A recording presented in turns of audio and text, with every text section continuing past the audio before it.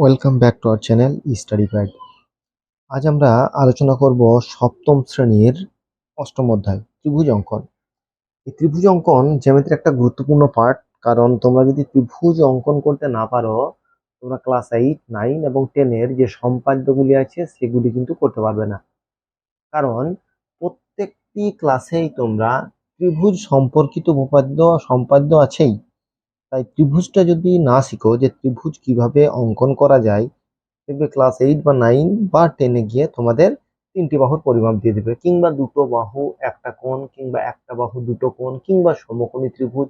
এই ধরনের ত্রিভুজগুলি অঙ্কন করতে বলবে। এই ধরনের ত্রিভুজগুলি অঙ্কন করতে গেলে তোমার সপ্তম শ্রেণী থেকেই কিন্তু এই বিষয়ে সঠিক জ্ঞান থাকা প্রয়োজন আছে।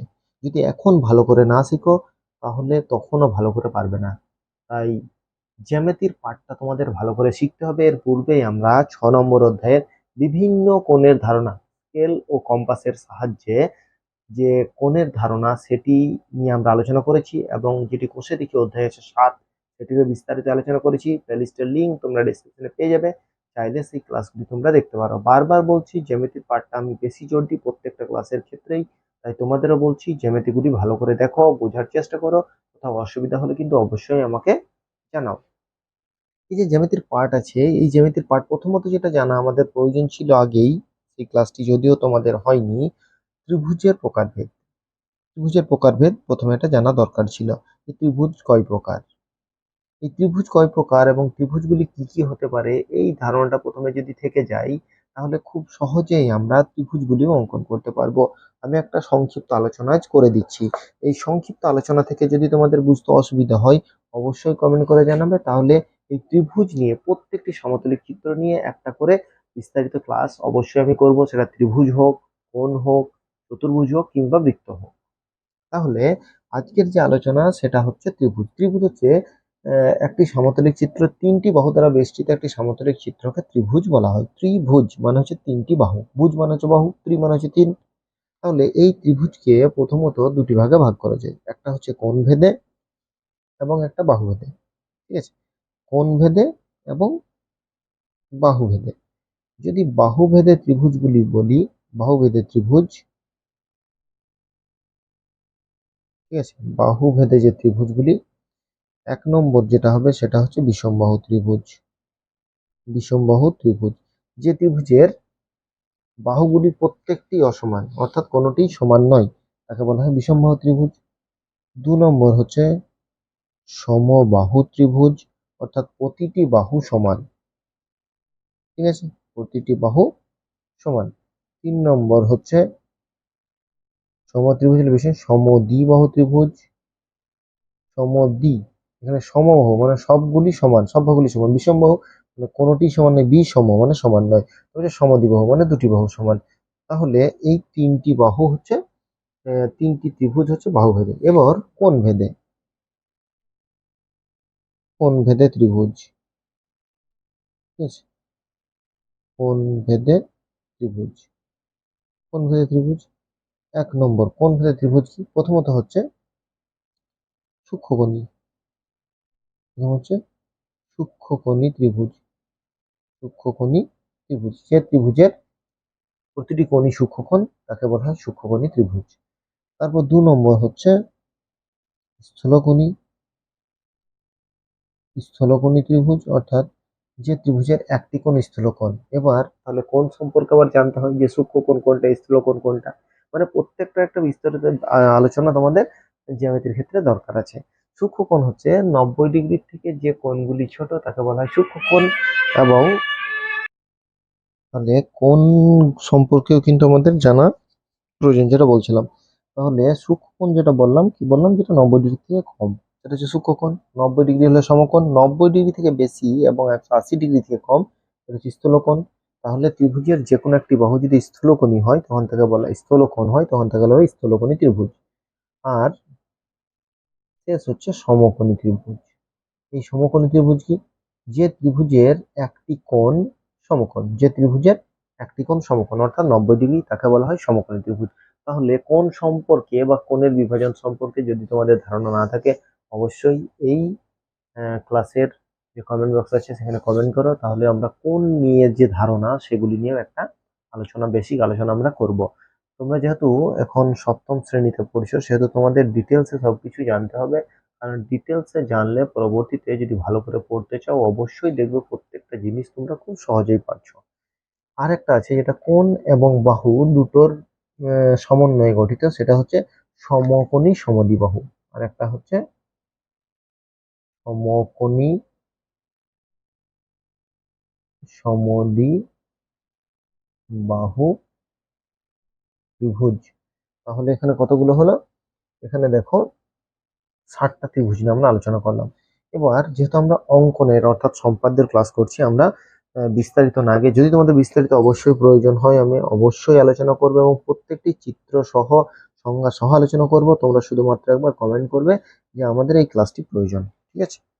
এবার আমরা ত্রিভুজের অঙ্কন অনেক রকমের হতে পারে। প্রথমে যেটা বললাম যে বিষমবাহু ত্রিভুজ, অর্থাৎ তিনটি বাহু আলাদা আলাদা মাপ দেওয়া থাকবে, সেখান থেকে আমরা একটা ত্রিভুজ অঙ্কন করতে পারি। বা দুটো কোণ, একটা বাহু একটা কোণ, দুটো বাহু বা সমকোণী ত্রিভুজ, এইগুলির ক্ষেত্রে কিন্তু আমাদের সমস্যা পরীক্ষাতে পড়বে। দুটো তিনটে হয়তো কোণের মান দিয়ে দিল যে 5 সেমি, 6 সেমি ও 7 সেমি বাহু বিশিষ্ট একটি ত্রিভুজ অঙ্কন করো। তাহলে আমাদের কি করতে হবে? এই তিনটি বাহু দিয়ে আমাদের ত্রিভুজ অঙ্কন করতে হবে। তাহলে এটা আমি একটা জাস্ট, যেমন আমি একটা উদাহরণ দিলাম, সেইভাবেই আমি একটা করে দেখি। কত কত বললাম? 5, 6 এবং 7। দেখো আমি একটা প্রথমে উদাহরণ দিয়ে একটা জ্যামিতি একটা আমি করি। 5 সেমি, এটা হলো 6 সেমি, এবং একটা হবে 7 সেমি। ঠিক আছে? 5, 6 এবং 7, 5 সেন্টিমিটার, 6 সেন্টিমিটার এবং 7 সেন্টিমিটার। ঠিক আছে? এবার এখানে যে কোনো একটা প্রথমে বাহু নেবো। ঠিক আছে? প্রথমেই যে কোনো একটা বাহু নিলাম। ঠিক আছে? দেখো ত্রিভুজটা কিভাবে আঁকছি, দেখো তিনটা বাহু দেওয়া আছে, তিনটি বাহু দ্বারা কিভাবে একটা ত্রিভুজ অঙ্কন করছি। প্রথমে যে বড় বাহুটা আছে সেটাকে মাপবো। এবার বলি, সবসময় কি বড় বাহুটা নেব? যদি মান, যদি নামগুলো বলে দেয়, ধরুন এটা হচ্ছে বি সি বলে দিয়েছে এটা, তাহলে বি যদি আমি এটা বিসি নাম দিই, তাহলে আমি বিসিটাকে কাটবো। এখানে যেহেতু নাম বলে দেয়নি, আমি প্রথমেই বড় বাহুটাকে মাপটা করে নিলাম। ঠিক আছে? বড় বাহুটার মাপ করে আমি সেটাকেই প্রান্ত বিন্দুতে বসিয়ে বাঁ দিক থেকে ডান দিকে একটা বৃত্তচাপ কেটে নিলাম। ঠিক আছে? ডান দিকে বৃত্তচাপ কেটে নিলাম। এরপর আমরা পরবর্তী যে বাহুটা আছে সেটিও মাপ করব। দেখো এর পরিমাপ করার পর আমরা এই ডান দিকের প্রান্ত বিন্দুতে বসিয়ে কিংবা বাম দিকের প্রান্ত বিন্দুতে বসিয়ে, যে কোনো দিকে আমি বসিয়ে নিতে পারি। ঠিক আছে? তাহলে 7 নিলাম, 6 নিলাম, এরপর 5 সেমি বাহুটাও মাপ নিলাম। ঠিক আছে? এবং সেটাকে বাম প্রান্তে বসিয়ে আবার একটা বৃত্তচাপ। দেখো যখন আমি 5 সেমি এবং 6 সেমি দুটো মাপ নিয়ে আমি একটা বৃত্তচাপ অঙ্কন করলাম, তখন ওই বৃত্তচাপ দুটি পরস্পর একটা বিন্দুতে ছেদ করেছে। ঠিক আছে? তাহলে একটা বিন্দু যখন ছেদ করলো, তাহলে আমার সেই বিন্দুটাকে প্রান্ত বিন্দুগুলির সঙ্গে অবশ্যই যোগ করতে হবে। দেখো প্রান্ত বিন্দুর সঙ্গে যোগ করলাম। আবার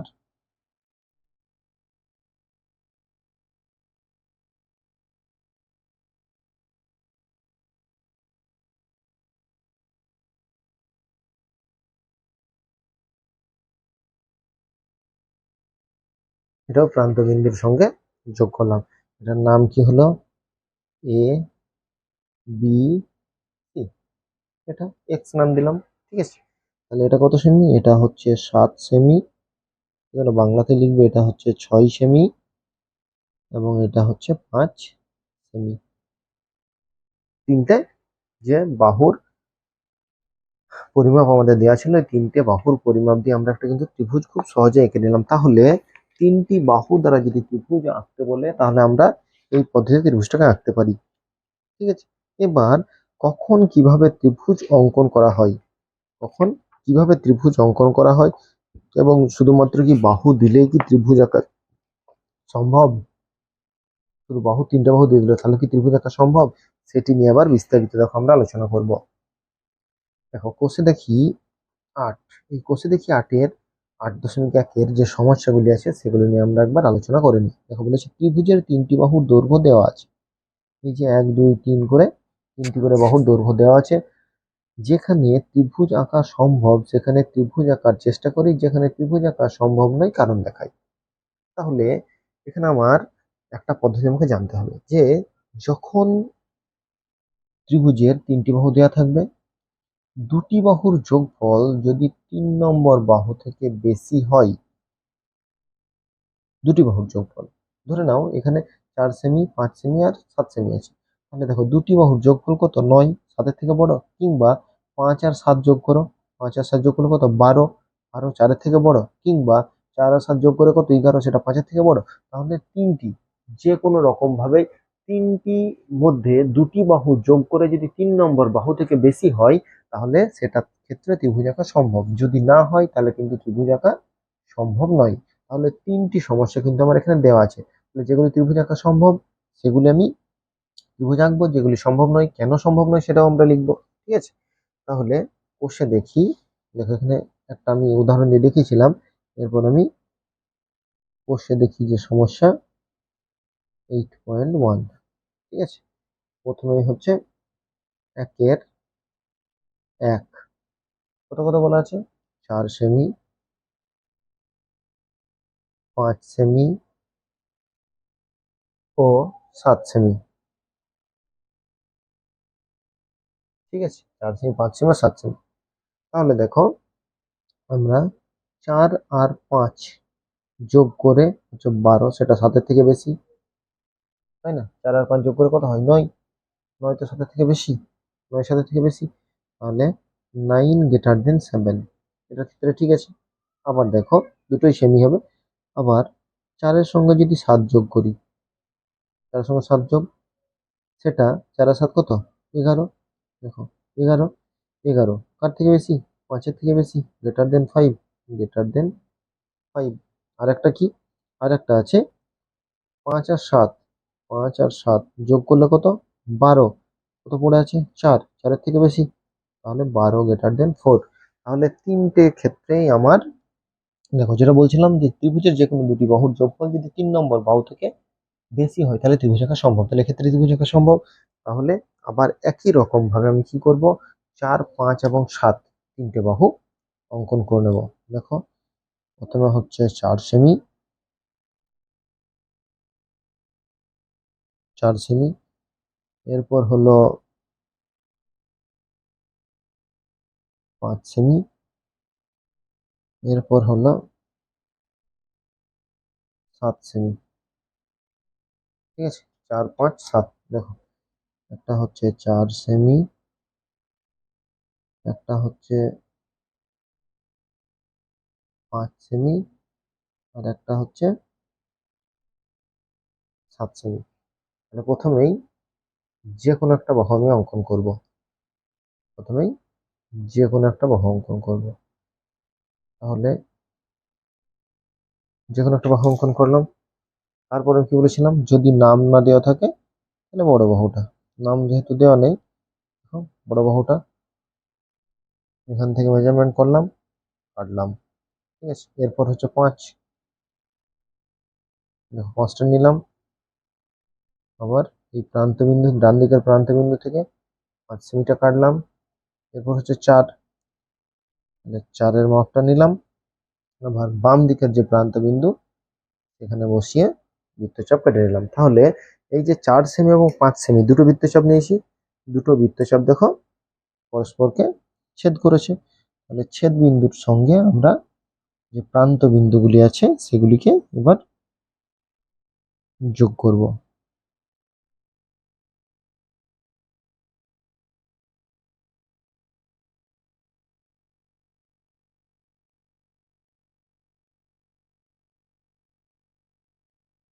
ঠিক আছে, এরপরে নাম দিয়ে দিলাম, ধরে নাও এ বি সি, এটা হচ্ছে এক্স, এটা হচ্ছে 7 সেমি, এটা হচ্ছে 5 সেমি, এটা হচ্ছে 4 সেমি। তাহলে এবিসি একটি ত্রিভুজ অঙ্কন করলাম যার 3টি বাহু 4 5 এবং 7। তাহলে একের যে সমস্যাটা ছিল এই সমস্যার সমাধানটা হলো, অর্থাৎ তিনটি বাহু দিয়ে ত্রিভুজ আঁকাও সম্ভব এবং সেটি আমরা যুক্তি দিয়েও প্রমাণ করলাম এবং অঙ্কনও করলাম। এরপর দুইয়েরটা কত কত বলে দিয়েছে, দুইয়েরটা বলে দিয়েছে 9, 4 এবং 4। ঠিক আছে, 9, দুইয়েরটা হচ্ছে 9 সেমি, 4 সেমি এবং 4 সেমি। এখানে দেখো, দেখেই বুঝতে পারছি যে 4 সেমি এবং 4 সেমি যোগ করে কত, 8 সেন্টিমিটার। এই 8 সেন্টিমিটারটা, 8 সেমি হচ্ছে লেস দেন 9 সেমি। তাহলে এটা 9 থেকে বড় কি হবে, 9 থেকে তো ছোট 8। তাহলে এক্ষেত্রে ত্রিভুজ আঁকা সম্ভব নয় যেহেতু। ঠিক আছে, অতএব 9 সেমি, 4 সেমি ও 4 সেমি বাহু দ্বারা ত্রিভুজ ত্রিভুজ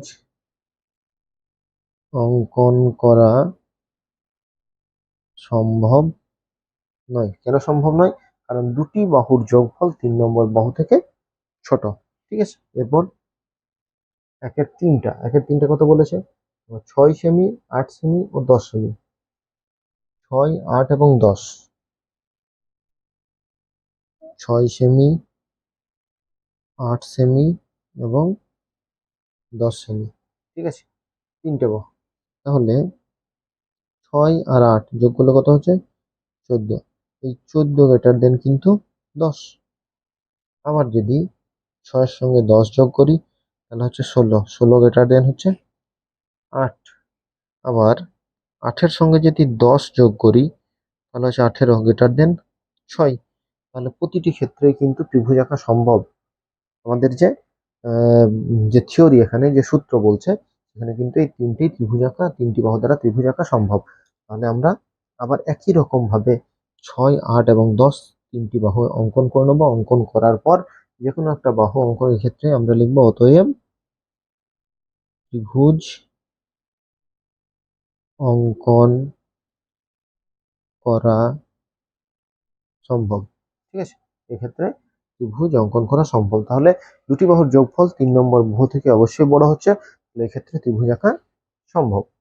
এরপর আমরা ত্রিভুজটাকে অঙ্কন করব। যদি তোমাদের অসুবিধা হয় অবশ্যই আমাদেরকে জানাবে, আমরা এই 3 নম্বর যে সমস্যাটার ত্রিভুজটা অঙ্কন আমরা করে দেবো। এরপর দেখো 2 এর বলছে এবিসি একটা ত্রিভুজ আঁকি যার এ বি 5.5, বিসি হচ্ছে 5 এবং সি হচ্ছে 6। তাহলে এখানে দেখো নাম বলে দিয়েছে। ঠিক আছে, এখানে নাম বলে দিয়েছে। তাহলে প্রথমেই আমরা কি করব, ওই তিনটে বাহুকে এঁকে নেব। প্রথমেই যেটা বলেছে সেটা হচ্ছে এ বি হচ্ছে 5.5। তাহলে 2 এর প্রথমেই নাম হচ্ছে এ বি। তাহলে এ বি হচ্ছে 5.5, এ বি 5.5 সেমি। তারপর কি, তারপর হচ্ছে বিসি 5 সেমি। তারপর হচ্ছে বিসি বিসি হচ্ছে 5 সেমি এবং আরো একটি বাহু যেটা বলে দিয়েছে সি এ 6 সেমি। সি এ বলে দিয়েছে কত, 6 সেমি। সি এ 6 সেমি। তাহলে যে তিনটি বাহু বলে দিয়েছে প্রথমে এঁকে নিলাম। এবার আমরা যেহেতু ক্লাসটা করাচ্ছি, এটা রেকর্ডিং হচ্ছে, ভিডিও হচ্ছে, তাই আমরা কিন্তু পেনে করাচ্ছি। যদি তোমরা কিন্তু পেনে করবে না, সব জ্যামিতি কিন্তু অঙ্কন পেন্সিলেই করবে। ঠিক আছে, কোনো সময় যে আমি হয়তো করাচ্ছি দেখে নিলে পেনে করছি বলে তোমরাও পেনে করতে লাগলে, এরকম যেন না হয়। দেখো, যে কোনো একটা বাহু নিলাম, এরপর আমরা নিচের নামটা বিছিয়ে দেবো। ঠিক আছে, তাহলে এখানে বড়টা নেওয়ার দরকার নেই, আগেই বলেছিলাম যদি নাম দেওয়া থাকে নাম অনুযায়ী আমরা কিন্তু সেই বাহুটাকে নেবো। তাহলে প্রথমেই আমরা বিসি বাহুটাকে নিয়ে নিলাম। ঠিক আছে, তাহলে এটার নামও দিয়ে দিই আমরা বি সি। ঠিক আছে, এরপর হচ্ছে এ বি। তাহলে আমরা এ বিটার মাপ নিলাম। এ বিটার মাপ নিয়ে আমরা বি বিন্দু থেকে, ঠিক আছে, এ বিটার মাপ নিয়ে আমরা বি বিন্দু থেকে একটা বৃত্তচাপ নিলাম। ঠিক আছে, আর সি এ তাহলে সিটা তো আমার নিচে দেখো আছে, তাহলে সিটা নিলাম। তাহলে সি থেকে কোন দিকে কাটবো, এই দিকটা যেহেতু এ বি ছিল এই দিকে কেটেছিলাম, তাহলে এটার নাম হয়ে গেলো, যেটা পরস্পর ছেদ করলো সেটা হচ্ছে এ বিন্দু। ঠিক আছে, তাহলে আমরা এবার বি এর সঙ্গে এ পরস্পর ছেদ করছে, সেখানে একটা চিহ্ন কিন্তু করে নিতে হবে, নাহলে দাগ দেওয়ার সময় তোমরা কিন্তু ভুল করবে, যেটা হয় কিন্তু দাগ দেওয়ার সময় ভুলটা হয়। ঠিক আছে, তাহলে দেখো বি এ যোগ করলাম, আবার এসি, এসিও এ বিন্দু থেকে সি বিন্দু, দেখো এসিও যোগ করলাম। তাহলে এ বি সি ত্রিভুজ অঙ্কন করলাম। তাহলে এখানে কত, বি সি হচ্ছে 5 সেমি, এ বি হচ্ছে 5.5 সেমি, আর এটা হচ্ছে 6 সেমি। এটার নাম কি দিলাম, এক্স। লিখবো অতএব, এখানে যেটা বলেছে যে ত্রিভুজ অঙ্কন করতে বলেছে, তাহলে এ বি সি ত্রিভুজ অঙ্কন করলাম বা করা হলো। ঠিক আছে, তাহলে নাম দিলে কিন্তু ছোট বড় সেটা দেখবো না, নাম অনুযায়ী করব। আর যদি নাম না দেয় তাহলে আমরা ছোট বড় যেভাবে করছি সেভাবেই করব। এরপর তিনের সমস্যাটা কি বলেছে দেখো, একটি একটি সমবাহু ত্রিভুজ আঁকি যার প্রতিটি বাহু 4.5, চাঁদার সাহায্যে ত্রিভুজের প্রতিটি কোণের মাপ লিখি। তাহলে প্রথমেই আমাকে একটা সমবাহু ত্রিভুজ আঁকার জন্য কত, একটা বাহুর মাপ বলে দিয়েছে কত, 4.5। তাহলে 4.5 একটা, দেখো 4.5 মানে 4.5, 4.5 একটা বাহু নিয়ে নিলাম। ঠিক আছে, এটা হচ্ছে 4.5 সেমি। তাহলে প্রথমেই যে কোনো একটা বাহু নিলাম, যে কোনো একটা বাহু নিলাম। এরপর আমাকে কি করতে হবে, প্রথমেই আমার ওই 4.5 বাহুটা মাপ করে নিলাম। এবার সমবাহু মানে প্রতিটি বাহু সমান, তাহলে প্রান্ত বিন্দুগুলি থেকে একই বৃত্তচাপ, এখানে কিন্তু কোনোভাবেই এই প্রান্ত বিন্দু থেকে দুটো বৃত্তচাপ আমার হয়ে যাচ্ছে, আর এই ডান দিকের প্রান্ত বিন্দু থেকে আরেকটা বৃত্তচাপ। তাহলে তিনটে বৃত্তচাপ যখন আমি নিয়ে নিলাম, তখন দেখো একই মাপের বৃত্তচাপ। এবার ওই একই মাপের বৃত্তচাপগুলি যেখানে পরস্পর ছেদ করলো সেখানের সঙ্গে প্রান্ত বিন্দুগুলিকে আমি কিন্তু যোগ করব। দেখো প্রান্ত বিন্দু যোগ করলাম, এদিকেও প্রান্ত বিন্দুটা যোগ করে দিলাম। তাহলে দুদিকেই প্রান্ত বিন্দু যোগ করলাম, এর ফলে একটা সমবাহু ত্রিভুজ আমরা পেয়ে গেলাম। এর নাম দিলাম A B C, A B C, এটার নাম দিলাম এক্স। তাহলে এই যে প্রান্তবিন্দু অঙ্কন করলাম, যে কোণ তিনটির পরিমাপ, সেই কোণ তিনটির পরিমাপ করে দেখবো যে ঠিক আছে কিনা। আমরা জানি যে সমবাহু ত্রিভুজের প্রতিটি কোণের মান 60 ডিগ্রি। দেখো এবার এটা পরিমাপ করো। এটা তো জানো যে চাঁদা কিভাবে বসাতে হয়, নিচের যে দাগটি দেখো, এই দেখো আমরা যদি এটা ফলো করো, একটা দাগ দেখো এইভাবে গেছে, একটা দাগ নিচে দিকে এসছে, তো পরস্পর ছেদ করেছে লম্বভাবে, দেখো একটা বিন্দু, এই বিন্দুকে এই প্রান্ত বিন্দুর সঙ্গে মিলাবে। ঠিক আছে, আর এই যে রেখাটা আছে, এই রেখাটা অবশ্যই কিন্তু এই যে ভূমি আছে ভূমির সঙ্গে মিলছে। দেখো 60 ডিগ্রি, এই কোণটা 60 ডিগ্রি। তাহলে ডান দিকটা, এই ডান দিকটা খোলা মানে নিচে থেকে, এবার বাঁ দিকটা খোলা। ঠিক আছে, বাঁ দিকটা খোলা হলো কোন দিকে বলেছিলাম, উপর দিক থেকে। দেখো প্রত্যেকটা কিন্তু মিলবে, দেখো 60 ডিগ্রি হয়েছে, এক্ষেত্রেও 60 ডিগ্রি। আর এই কোণটাও পরিমাপ করে নিই, সবগুলো যখন করলাম তখন এটাও করে নেব। দেখো তাহলে এটাও হচ্ছে 60 ডিগ্রি, প্রত্যেকটা মান কি হয়ে গেল 60 ডিগ্রি। তাহলে আমরা লিখতে পারি যে অতএব কোণ এ বি সি সমান হচ্ছে 60 ডিগ্রি, কোণ বি এ সি সমান 60 ডিগ্রি, ও কোণ এ সি বি সমান হচ্ছে 60 ডিগ্রি। ঠিক আছে, কোণের পরিমাপ করতে বলেছিল, ত্রিভুজের প্রতিটি কোণের জানার সাহায্যে ওই ত্রিভুজের প্রতিটি কোণের মাপ লিখি। তাহলে প্রতিটি কোণের মাপ আমি লিখে দিলাম, এবং এখানে ত্রিভুজটি কি, ত্রিভুজটি হচ্ছে এ বি সি সমবাহু ত্রিভুজ। ঠিক আছে, এটা হচ্ছে সমবাহু ত্রিভুজ। এরপর চারের যে সমস্যাটা, দেখো শেষে আরো একটা সমস্যা বলা দেওয়া আছে, বসে দেখি 8.1 এর একটা ক্লাসেই কিন্তু আমরা 8.1 এর যে সমস্যাগুলি ছিল সবেরই আলোচনা করছি। যদি তোমাদের কোথাও বুঝতে অসুবিধা হয় অবশ্যই কিন্তু জানাবে, কারণ ক্লাসগুলি তো আধ ঘন্টার মধ্যে করতে হচ্ছে। যদি বেশি বড় ক্লাস হয় তোমাদেরই বুঝতে অসুবিধা হবে, বিরক্ত লাগবে, তখন তোমরা আর শুনবে না। তার জন্য ক্লাসগুলি ছোট ছোট করে করা হয় যাতে তোমরা মনোযোগ সহকারে দেখো। এখানে পি কিউ আর একটি ত্রিভুজ আঁকি যার P Q 6 semi, Q R 5 semi এবং পি আর বল দিয়েছে 6 সেমি। চাঁদার সাহায্যে এই ত্রিভুজের প্রতিটি কোণের পরিমাপ লিখি এবং কোণগুলির সম্পর্ক বের করি। ঠিক আছে, কোণগুলির সম্পর্ক বের করতে বলেছে। দেখা যাক কি সম্পর্ক আছে। তাহলে প্রথমে আমার 6 সেমি পি কিউ হচ্ছে 6 সেমি, সরি, পি কিউ হচ্ছে 6। তাহলে প্রথমেই আমরা 6 সেমি একটা বাহু আঁকলাম। এরপর হচ্ছে 6 সেমিটা একটু মনে হচ্ছে বেশি হয়ে গেছে, এখানে দাগটা নিয়ে নিলাম। এরপর কত বলেছে? 5 সেমি।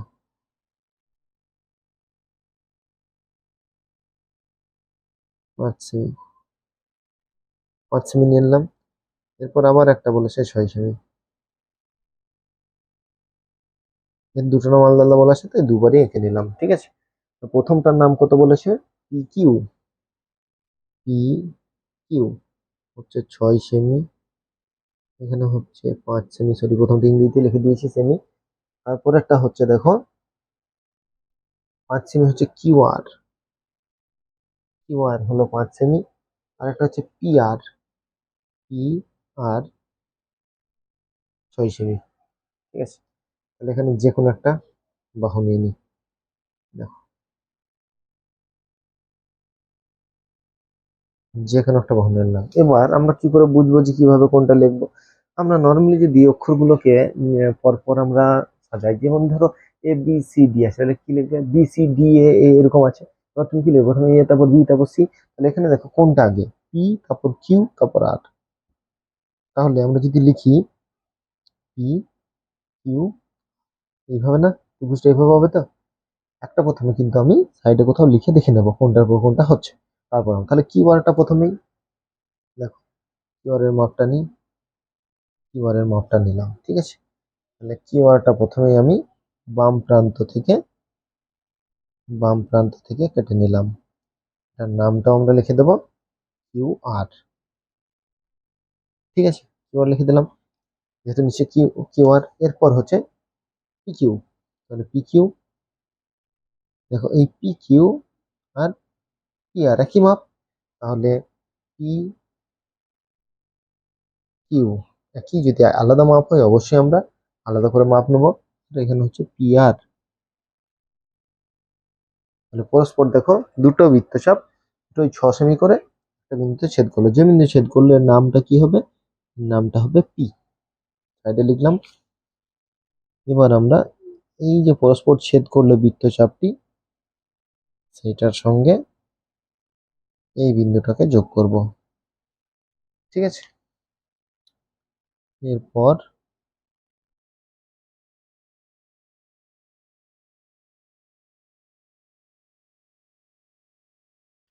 বেশ একটুকু সরে গিয়েছিল। ঠিক আছে, এবার দেখো এটা হচ্ছে কত? 5 সেমি। এটা কত? 6 সেমি। এটাও হচ্ছে 6 সেমি। এটা নাম দিলাম এক্স। তাহলে এখানে দুটো বাহু সমান, তাই না? তাহলে পি কিউ আর আমরা বলতে পারি অতএব পি কিউ আর একটি ত্রিভুজ ত্রিভুজ অঙ্কন করলাম। ঠিক আছে, এটা হচ্ছে সমদ্বিবাহু ত্রিভুজ। তাহলে যার বাহুগুলি বলে দিয়েছে কত? 5 সেমি, 6 সেমি ও 6 সেমি। এরপর কোণগুলো লিখবো। কোণগুলো পরিমাপ করতে বলেছে, প্রতিটি কোণ মাপি। তাহলে পি কিউ আর সমান, আবার হচ্ছে পি আর কিউ, আর একটা হচ্ছে আর পি কিউ। তাহলে প্রথমেই আমরা কিউ কোণটা পরিমাপ করব। দেখো কিউ কোণটার পরিমাপ করি।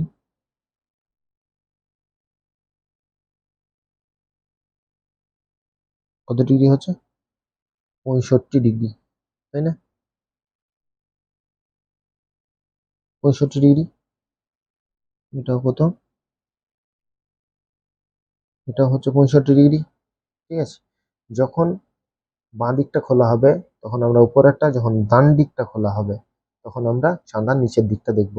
তাহলে 65 আর 65 দেখো, তাহলে এটাও হচ্ছে 65°, এটাও হচ্ছে 65°। তাহলে এটা 65 65 130 মানে 180, তো ত্রিভুজের তিনটি কোণের মান। তাহলে এটা 50° হওয়ার কথা। পরিমাপ করে দেখেই নি, যখন এতগুলো করলাম দেখো হয়েছে 50°, 40, 50। যখনই ডান দিকটা খোলা তখন নিচেরটা, বারবার বলছি এই নিচের কোণটা মাপবো, ডান দিকটা খোলা আছে তাই না, এটা বাঁ দিক, এটা ডান দিক।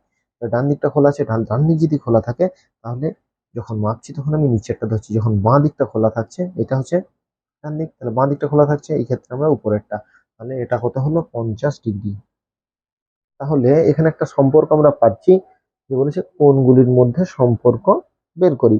তাহলে কোণ, দুটি কোণ সমান, দুটি কোণ সমান, কারণ কি বাহু সমান তার জন্য কোণও সমান। তাহলে বাহু সমান হওয়ার জন্য কোণও সমান হতে হবে। এটা কি সমদ্বিবাহু ত্রিভুজ, এবং তিনটি কোণই দেখো সূক্ষ্মকোণ। তাহলে সূক্ষ্মকোণী ত্রিভুজ ওটা যদি বলে এটা কি ধরনের ত্রিভুজ, আমরা বলো সমদ্বিবাহু ত্রিভুজ। আর কি ধরনের ত্রিভুজ? সূক্ষ্মকোণী ত্রিভুজ, যে ত্রিভুজের তিনটি কোণই সূক্ষ্মকোণ। আমি প্রথমেই ত্রিভুজ নিয়ে কিন্তু আলোচনা করলাম। তাহলে এখানে আমরা ত্রিভুজ অঙ্কনের কোষে দেখি 8.1-এর যে সমস্যাগুলি ছিল সেগুলো নিয়ে আলোচনা করলাম। ত্রিভুজ সম্পর্কে বেসিক কনসেপ্টটা সামান্য আলোচনা করলাম। যদি এরপরেও তোমাদের বিস্তারিত আলোচনা করার প্রয়োজন থাকে অবশ্যই আমাদেরকে জানাবে। তোমাদের প্রত্যেকটি ক্লাস আমরা করানোর চেষ্টা করব, এবং কোন সম্পর্কিত যদি ক্লাস, চতুর্ভুজ প্রত্যেকটা সমতলের চিত্রের প্রত্যেকটি, কোথাও যদি অসুবিধা হয় অবশ্যই আমাদের কমেন্ট করে জানাতে হবে, কারণ কমেন্ট করলেই আমরা বুঝতে পারবো তোমাদের ওই ক্লাসগুলির প্রয়োজন আছে। আর অন্যান্য অঙ্কগুলির জন্য অবশ্যই প্লেলিস্টের লিঙ্ক তোমরা পাবে, ক্লাস 7-এর অন্যান্য অঙ্কগুলিও আছে। এছাড়া প্রত্যেকটা ক্ষেত্রে যদি 7 ভালো করে না দেখেছো তাহলে দেখবে 8-এ এই জ্যামিতিগুলো পারছো না, কারণ ত্রিভুজ আঁকা শিখতেই হবে। 10-এ গিয়ে দেখবে পাবে পরিবৃত্ত, অন্তবৃত্ত, ত্রিভুজের পরিবৃত্ত, ত্রিভুজের অন্তবৃত্ত। তাহলে এগুলো কি করবে? ত্রিভুজের সমান সামুদ্রিক অঙ্কন। তাহলে ত্রিভুজটাই অঙ্কন করতে জানো না তাহলে সম্পাদ্যগুলো কি করে পারবে, তাই না? তাহলে ত্রিভুজটা অঙ্কন করা ভালো করে শেখো। এই যে ক্লাসটি করানো হলো, যদি তোমাদের অসুবিধা হয়ে থাকে বা কোনো জায়গায় যদি সমস্যা হয়ে থাকে আমাদেরকে জানাবে। আর ক্লাসগুলি ভালো লেগে থাকলে বন্ধুদের মধ্যে শেয়ার করবে, যাতে সবাই এই ক্লাসগুলি থেকে উপকৃত হয়। সবার জন্যই ক্লাসগুলি করা হচ্ছে। আমরা পরিশ্রম করে এই ক্লাসগুলি করছি শুধুমাত্র তোমাদের জন্য। তোমরা যদি এই ক্লাস থেকে উপকৃত না হও তাহলে আমাদের পরিশ্রমই বৃথা। আজ এই পর্যন্ত, পরবর্তী ক্লাস নিয়ে খুব শীঘ্র হাজির হবো। ততক্ষণ পর্যন্ত সকলকে ধন্যবাদ। সবার দিন শুভ হোক, ভালো থাকো, সুস্থ